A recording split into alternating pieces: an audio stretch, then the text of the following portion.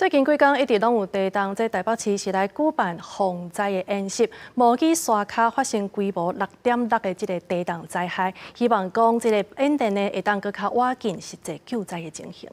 没有地震。 早起9点，警铃声大响。最近地动一直摇，台北市政府日前举行防灾演习，针对士林北投两区发布国家级的警报测试。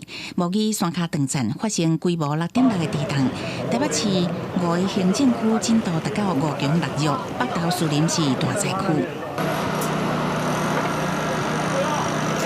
搜救人员快速入位执行任务，加破民防部队，也有美国加州搜救队，另外国军宪兵202指挥部加53工兵群，这些单位伫河乡21号码头共同参演。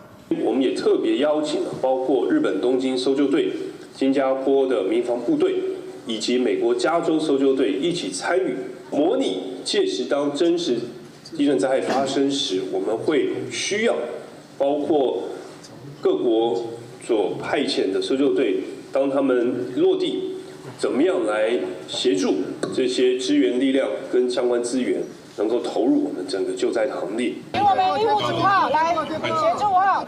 引导民众到医疗站进行照护工作。士林官体公园配合演练，开设第期灾民收容所。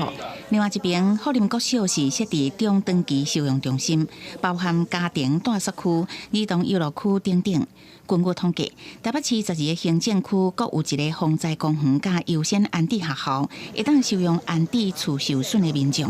跟以往用脚本式的宣读不一样的，很多必须要依照实际上下达状况经过你的经验。